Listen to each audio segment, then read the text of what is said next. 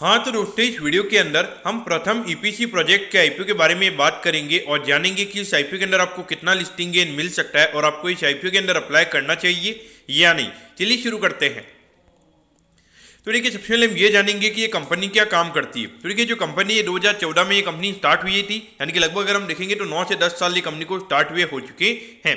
तो ये कंपनी की अगर हम मेन काम की अगर हम बात करेंगे तो यहाँ पे जो ऑयल एंड गैस कंपनीज होती है तो उनके लिए जो पाइपलाइन वगैरह जो बनाने का जो काम होता है तो वो ये कंपनी हमें बनाती हुई नजर आती है। और उसके अगर हम देखेंगे तो वाटर डिस्ट्रीब्यूशन से रिगार्डिंग यहाँ पे जो प्रोजेक्ट्स वगैरह होते हैं तो वो भी ये कंपनी हमें बनाती हुई नजर आती है। तो मेनली अगर हम देखेंगे तो यहाँ पे जैसे ओएनजीसी जैसी कंपनीज हो गई, जैसे महानगर गैस हो गया, जिनको गैस की पाइपलाइन वगैरह बनानी होती है, तो वैसे ही उनसे रिगार्डिंग जो कंस्ट्रक्शन की सर्विसेज होती है तो वो ये कंपनी हमें प्रोवाइड करवाती हुई नजर आती है। और इसी के अगर हम इस एरिया में अगर हम एक और कंपनी की अगर हम बात करेंगे तो अभी एसएमई एरिया में अभी एक रुद्रा गैस करके कंपनी अभी लिस्ट हुई थी और अगर हम देखेंगे लगभग आई थिंक 60 रुपए के लगभग उन्होंने आईपीओ में शेयर दिए थे। और अगर हम अभी देखेंगे आई थिंक अराउंड 240 के लगभग वो स्टॉक में भी ट्रेड होता हुआ नजर आ रहा है, यानी कि एक महीने में लगभग 4 गुना अभी तक वो ऑलरेडी अपने आईपीओ प्राइस से हो चुका है। तो कहीं ना कहीं देखा जाए तो डेफिनेटली यहाँ पे काफी ये जो ईपीसी सेक्टर के अगर हम देखेंगे काफी हॉट सेक्टर हमें यहाँ पे नजर आता है। तो एक मार्केट फैंसी वाला आईपीओ में ये कंपनी का आता हुआ नजर आ रहा है।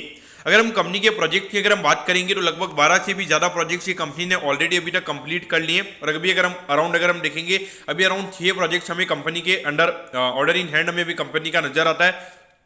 और अगर हम टोटल अगर हम ऑर्डर इन हैंड की अगर हम बात करेंगे यानी कि कितना प्रोजेक्ट अभी तक कंप्लीट करना बाकी है तो उसकी वैल्यू की अगर हम बात करेंगे तो अराउंड 169 करोड़ के लगभग के ऑर्डर्स अभी तक कंपनी के पेंडिंग है, यानी कि इतना काम अभी तक कंपनी को करना है। तो डेफिनेटली देखा जाए तो लगभग यहाँ पे जब इतना बड़ा एक ऑर्डर बुक होता है तो वहाँ पे डेफिनेटली जो इन्वेस्टर्स होते हैं उन्हें एक अर्निंग विजिबिलिटी वहाँ पे नजर आ जाती है और इसके हिसाब से हमें स्टॉक चलता हुआ नजर आता है।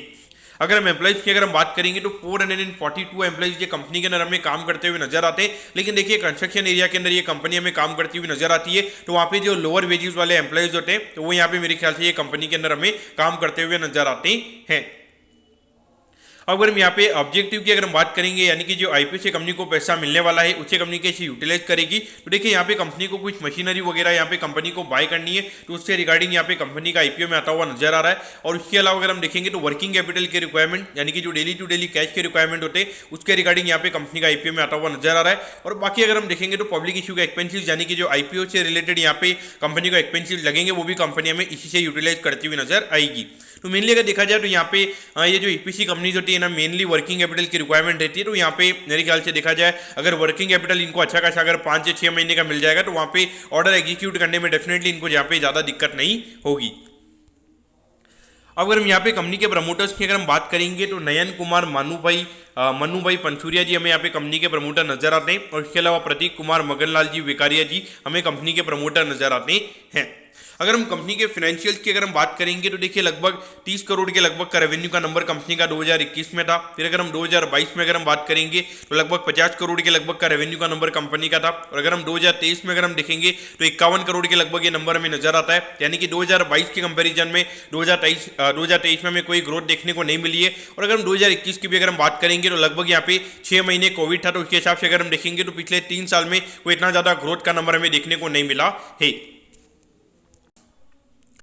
लेकिन अभी जो कंपनी ने इनका जो आरएचपी जो फाइल हुआ है इसके अगर हम 6 महीने के कंपनी के नंबर्स की अगर हम बात करेंगे तो वहाँ पे अराउंड कंपनी ने 35 करोड़ के लगभग का रेवेन्यू कंपनी ने दिखाया है। और उसमें अगर हम प्रॉफिटेबिलिटी की भी अगर हम बात करेंगे लगभग 5 करोड़ के लगभग का प्रॉफिट वहाँ पे कंपनी ने दिखाया। तो कहीं नहीं कि देखा जाए तो मार्केट यहाँ पे जो 6 महीने का रेवेन्यू उसको यहाँ पे एनुअलाइज करेगा तो उसके हिसाब से अगर हम देखेंगे तो मार्केट को ये लगेगा कि लगभग 70 करोड़ के लगभग का रेवेन्यू यहाँ पे 23-24 में कंपनी का हो सकता है।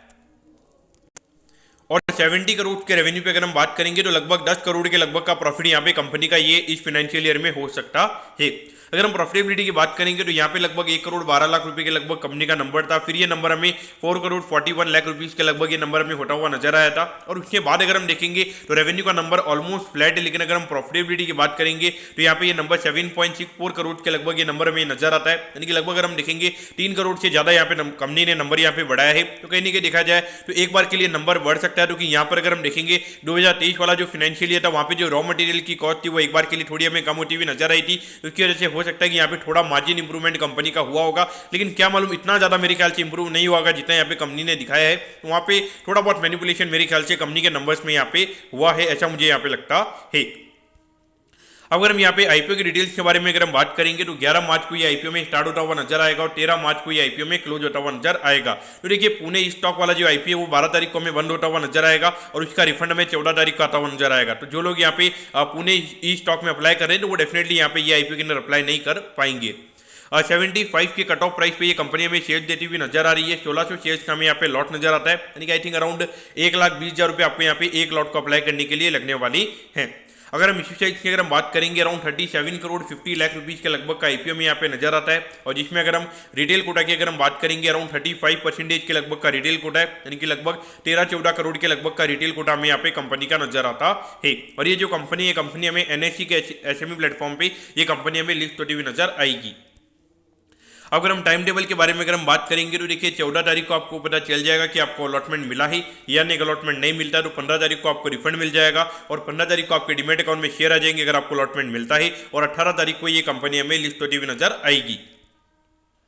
अब एट दी एंड अगर हम यहाँ पे वैल्यूएशन के पैरामीटर्स की अगर हम बात करेंगे तो देखिए अराउंड 135 करोड़ के मार्केट कैप पे ये कंपनी का आईपीओ में आता हुआ नजर आ रहा है और अभी 6 महीने में जो कंपनी ने नंबर दिखाए हैं उसको देख के मार्केट को ये लगेगा कि लगभग 10 से 11 करोड़ के लगभग का पैड यहाँ पे कंपनी का ये पूरे फाइनेंशियल ईयर में हो सकता है। और उसके हिसाब से अगर हम पी रेशियो की अगर हम बात करेंगे तो लगभग 13 से 14 के पी रेशियो पे ये कंपनी का आईपीओ में आता हुआ नजर आ रहा है। तो देखिए वैल्यूएशन वाइज अगर हम देखेंगे तो बिल्कुल भी कॉस्टली हमें यहाँ पे नजर नहीं आता है। और अगर हम अभी ईपीसी कंपनीज की अगर हम बात करेंगे तो मार्केट फैंसी सेक्टर में यहाँ पे नजर आता है। तो डेफिनेटली जब इतना ज्यादा फैंसी सेक्टर होता है और इतनी छोटी कंपनी होती है तो वहां पे इतना ज्यादा फ्री फ्लोट अवेलेबल नहीं होता और डिमांड काफी ज्यादा होती है, तो वहां पे डेफिनेटली एक बार के लिए आपके लॉस के चांसेस काफी कम होते हैं। तो इस पॉइंट ऑफ व्यू से देखा जाए तो मेरे ख्याल से लिस्टिंग गेन के पॉइंट ऑफ व्यू से डेफिनेटली यहाँ पे अप्लाई करना चाहिए। मुझे लगता है कि एक बार के लिए 50% से ज्यादा के प्रीमियम पे ये कंपनी लिस्ट होनी चाहिए, ये मेरा भी यहाँ पे बनता हुआ नजर आता है। मुझे लगता है लगभग 200 करोड़ से ज्यादा के मार्केट कैप पे ये कंपनी हमें लिस्ट होती हुई नजर आएगी। उसका रीजन ये क्योंकि जो करंटली अभी कंपनी का ऑर्डर बुक है तो उसके हिसाब से यहाँ पे बहुत सारे लोग यहाँ पे इसका वैल्यूएशन निकालेंगे तो उसकी वजह से मेरे ख्याल से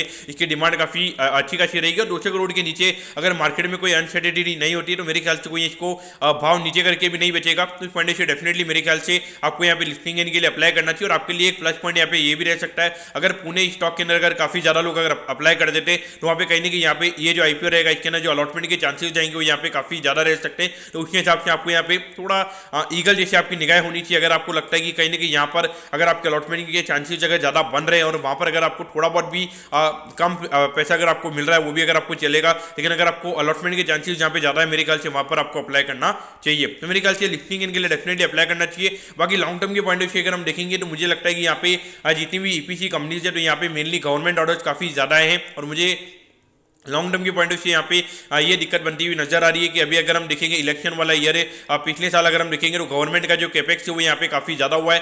लेकिन मुझे कहीं ना कहीं ऐसा लग रहा है कि जैसे इलेक्शन यहाँ पे खत्म हो जाएगा तो उसके बाद में कहीं ना कहीं जो गवर्नमेंट का कैपेक्स है वो थोड़ा में यहाँ पे कम होता हुआ नजर आएगा और प्राइवेट कैपेक्स हमें यहाँ पे बढ़ता हुआ नजर आएगा। तो उसमें कहीं ना कहीं देखा जाए तो मुझे लगता है कि ये कंपनी के जो ऑर्डर्स है अभी जो दिख रहे हैं वो आने वाले टाइम पे कहीं ना कहीं हमें और नए ऑर्डर्स आते हुए नजर नहीं आएंगे। उस पॉइंट ऑफ व्यू से डेफिनेटली थोड़ा कॉशियस है कि लॉन्ग टर्म के पॉइंट ऑफ व्यू से आपने इसे देखना चाहिए। लेकिन लिस्टिंग इनके लिए मुझे डेफिनेटली लगता है कि अभी फुल टू ये कंपनी डिमांड में, तो उसके लिए लिस्टिंग के लिए डेफिनेटली आपको इसका बेनिफिट लेना चाहिए। तो दोस्तों मैं कहता हूं कि प्रथम ईपीसी प्रोजेक्ट के आईपीओ के बारे में आपको सब कुछ समझ में आ गया होगा। अगर आपकी कोई भी क्वेरीज है आप कमेंट कीजिए, मैं जरूर आपके कमेंट पर रिप्लाई करूंगा। ओके दोस्तों, thank you, have a nice day.